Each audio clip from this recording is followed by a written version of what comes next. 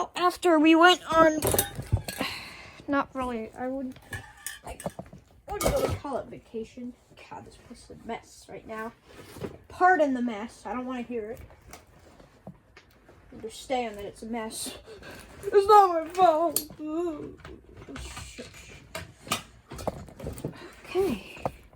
But anyways, pretty much, we're going to be working on the dating. I always call it the dating. Should I say the date 10 or the dating? Because what if I just went around saying the dating? I don't know what I'm saying anymore. But we're gonna do some maintenance on it. Because I don't know what else to do. So let's take the cover off and access the points.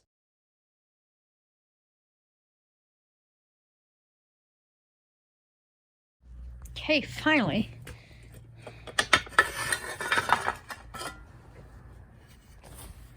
Wow. I would like to put like some sort of like dust screen on this or whatever, but it's fine as it is. Let's get the flywheel off. Will this socket fit? Definitely not. Now that that's done. Get over here. Come on. No time for games.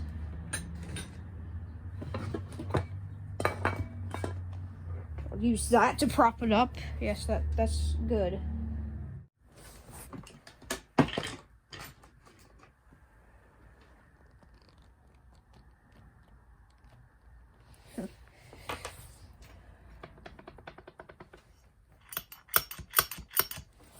Okay. Well, now we gotta knock off the flywheel. Just take a simple flathead. Shouldn't be too hard. Okay.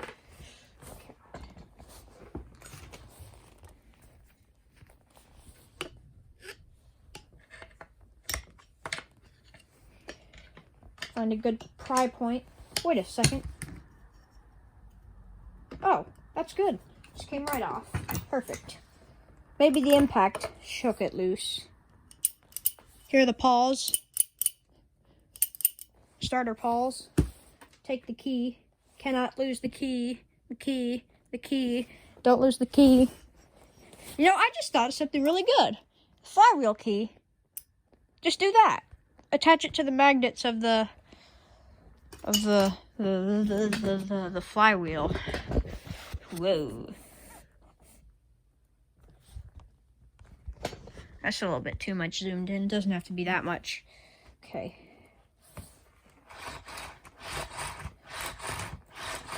Now would be a good time to replace the rope, but it's fine. I have a spare rope, though, anyways, if we need to get that.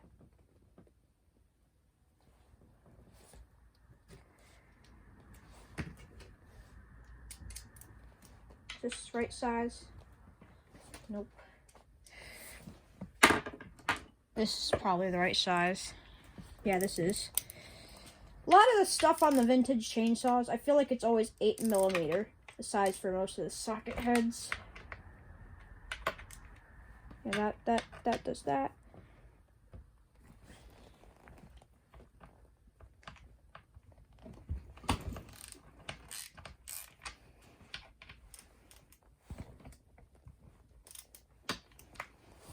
Ouch. Hurt myself. Okay.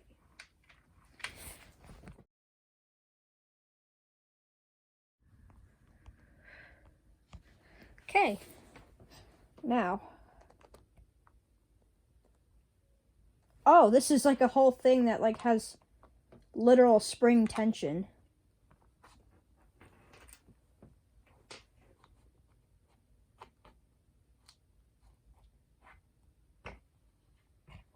Oh, that's it. Yeah, we're good. Well, look at that.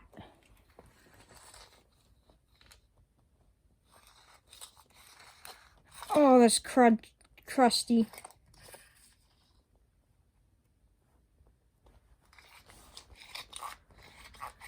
That's not good. We could take a look at that though later. But now, wow, that's cool. We have access to the points. Oh, God. Now we don't have a way to turn the engine over without the flywheel and stuff on. And whatever. Okay, let's take a looky-loo. Well, here's the gasket that's kind of stuck on. I'm not going to touch that.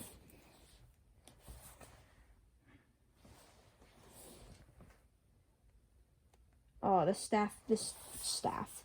shaft is sticky. Just be careful. Swipe this off.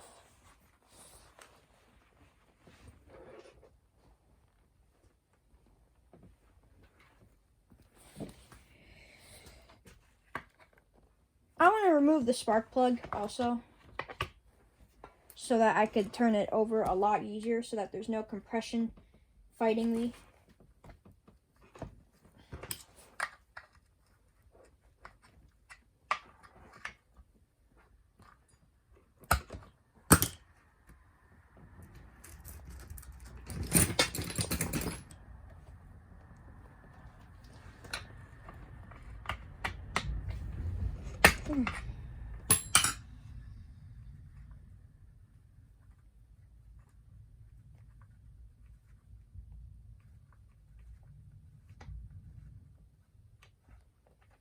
Could also take a look at the sparky plug.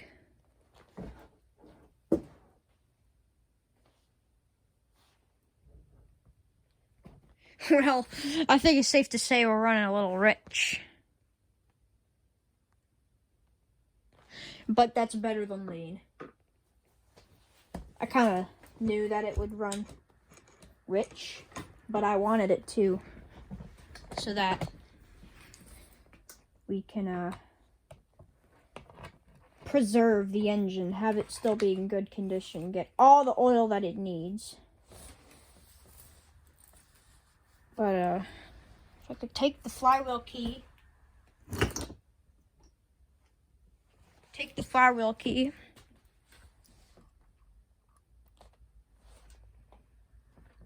put it back on.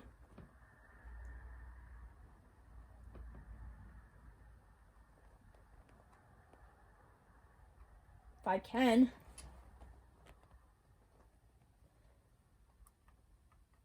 There.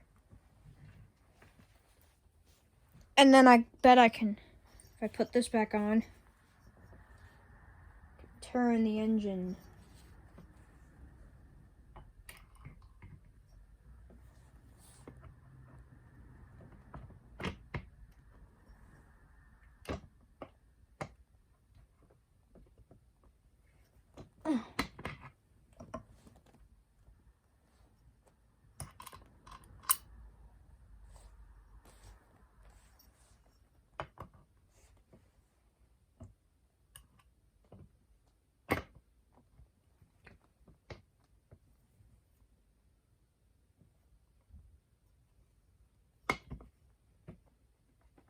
Oh, there.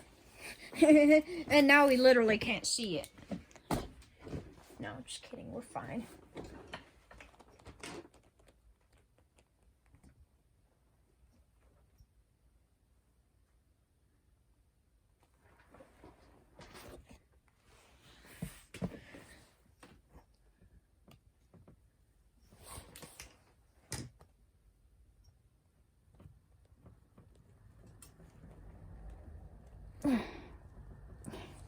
Is there a problem with this flywheel?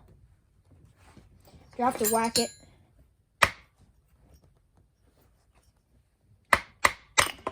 There you go. Good.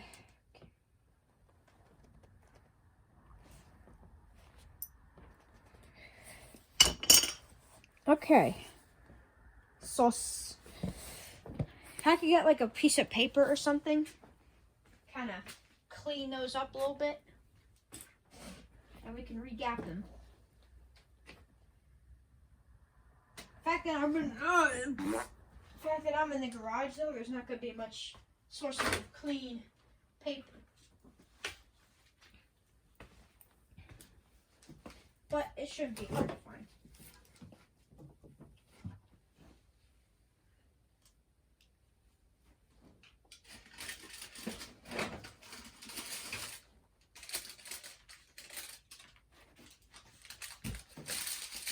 go inside and get a sticky note.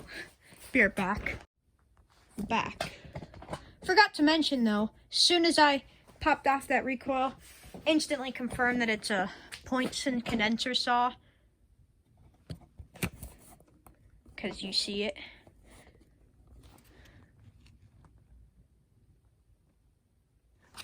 But I'll tell you what I'm going to do.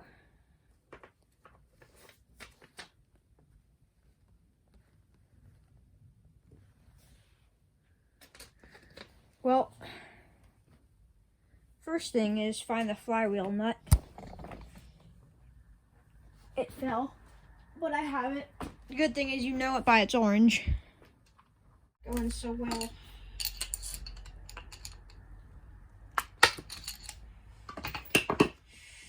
Now I'll tell you what I'll do.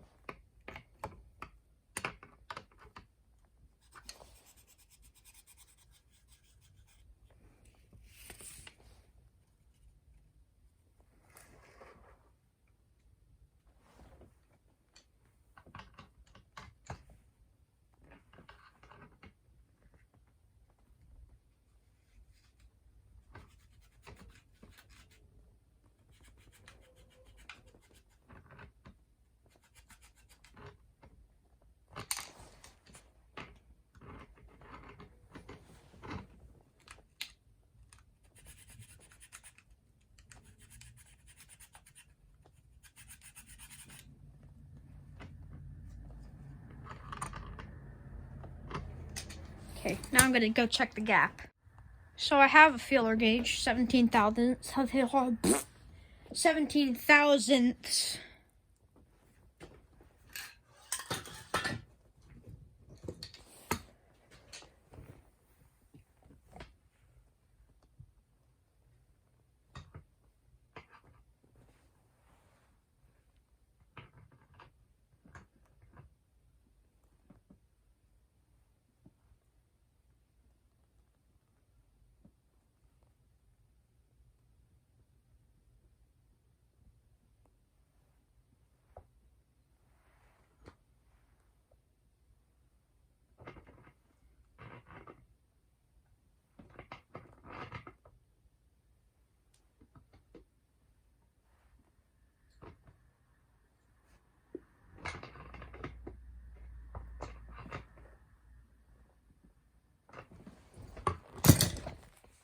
Let's say that's good. 17,000.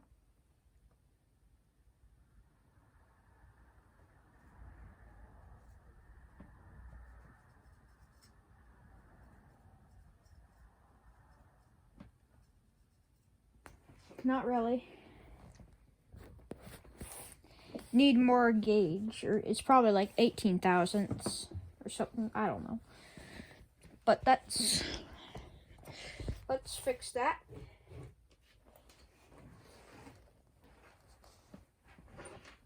If I can find where I put my my good flathead, trusty flathead.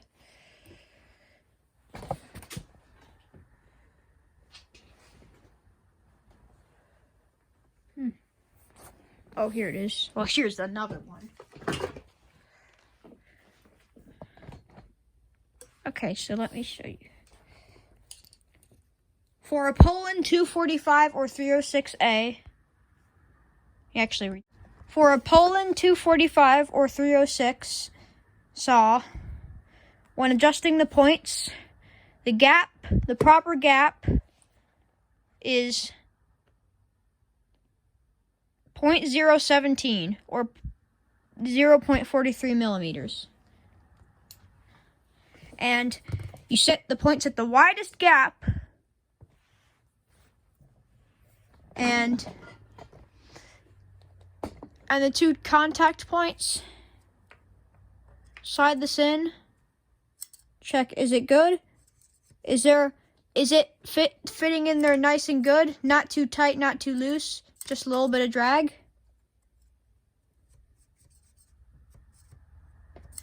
And if not, let's adjust it. So that's what we'll do.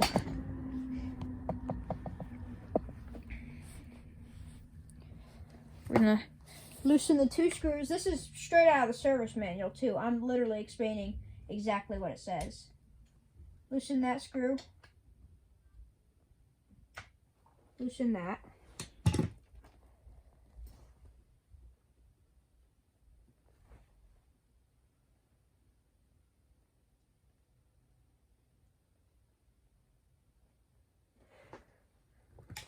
Might have to loosen it a little bit more.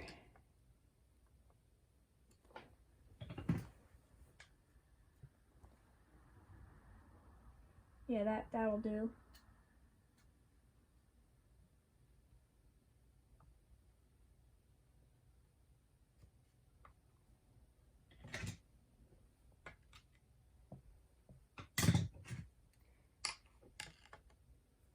That.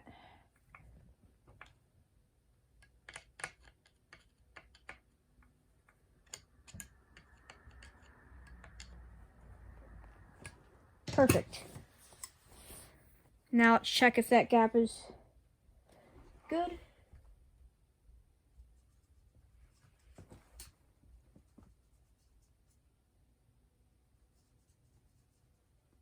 Well,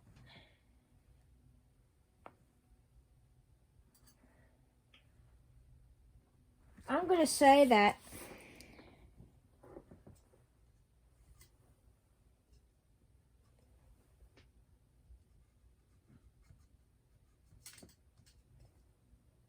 I'm trying to think.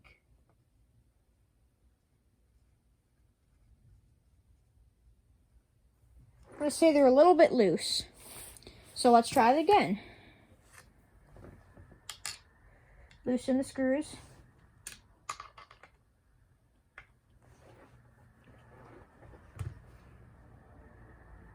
Push up against it.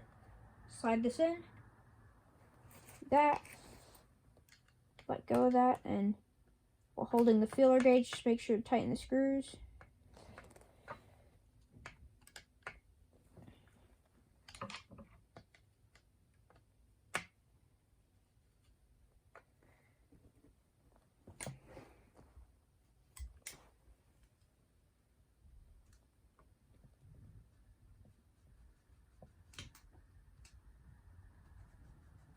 And that's way too tight.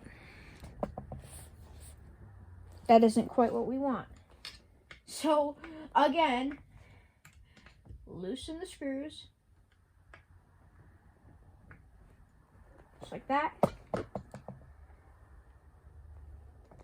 And so, okay, so you loosen the screws, push this open, slide your feeler gauge in.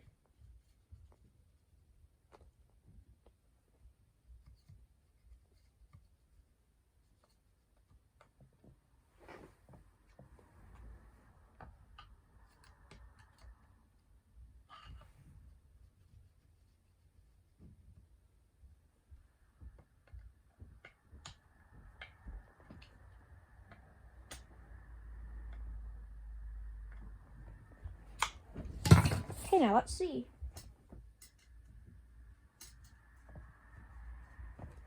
I'd say that's pretty good.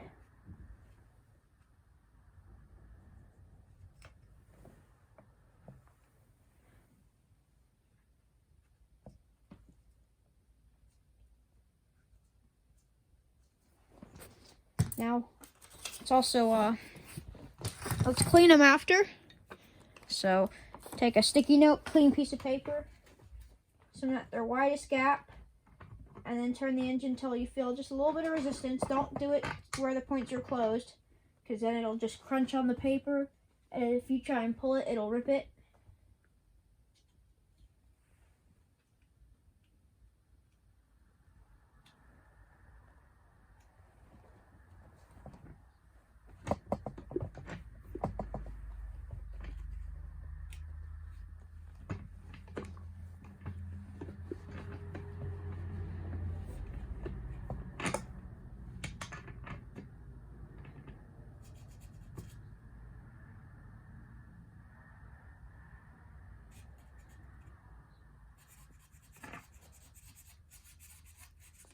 There.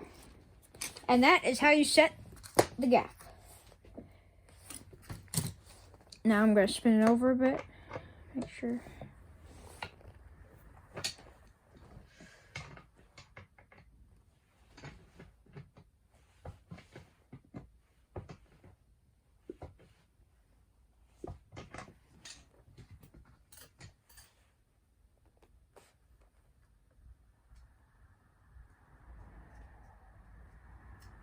Perfect. Okay, now let's reassemble. Now it's time to reassemble. Put the sticky recoil back on.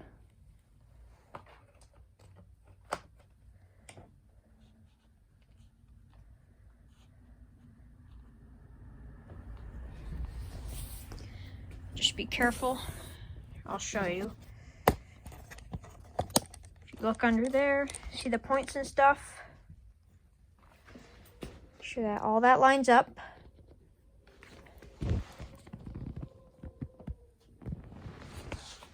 Sure we're good. I think we're good. And we're golden. Yep.